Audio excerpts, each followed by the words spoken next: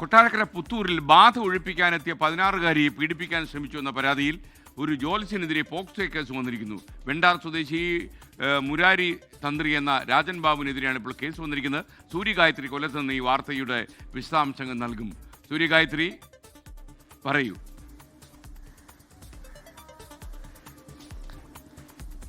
ഇന്നലെയാണ് ഈ പരാതി വരുന്നത്.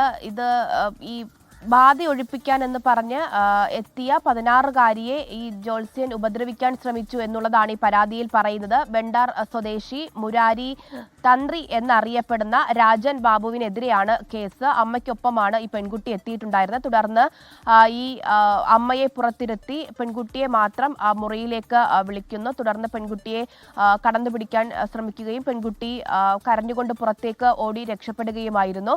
തുടർന്ന് മറ്റ് നാട്ടുകാർ ഓടിയെത്തിയപ്പോഴേക്കും ഇയാൾ പിൻവാതിലിലൂടെ കടന്നു കളഞ്ഞു എന്നുള്ളതാണ്.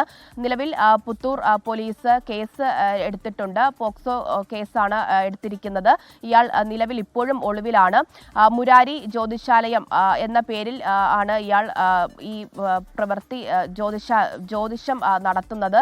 കൂടാതെ സോഷ്യൽ മീഡിയയിലൊക്കെ അത്യാവശ്യം സജീവമായിട്ടുള്ള സ്വന്തമായിട്ട് മുരാരി ജ്യോതിശാലയം എന്നുള്ള യൂട്യൂബ് ചാനൽ തന്നെയുള്ള വ്യക്തിയാണ്. ഈ യൂട്യൂബ് ചാനലിലൂടെയൊക്കെ തന്നെ വീഡിയോ കണ്ടന്റുകളൊക്കെ തന്നെ ഓരോ ദിവസവും ചെയ്ത് പുറത്തിറക്കുന്ന വ്യക്തി കൂടിയാണ്.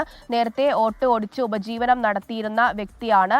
മറ്റ് പല പരാതികളും ഈ ഘട്ടത്തിൽ ഇയാൾക്കെതിരെ ഉയർന്നു വരുന്ന സാഹചര്യം കൂടിയുണ്ട്.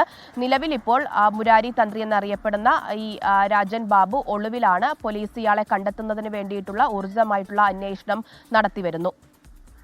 ഗായത്രി, ഞാൻ ഇദ്ദേഹത്തിന്റെ പടം കണ്ടപ്പോൾ എവിടോ വെച്ച് കണ്ടതുപോലെ പ്രിയപ്പെട്ട പ്രേക്ഷകർ എന്നെ ഓർമ്മിപ്പിക്കുന്നത് നന്നായിരിക്കുമെന്ന് ഞാൻ കരുതുന്നു. Thank you Suryagayathri.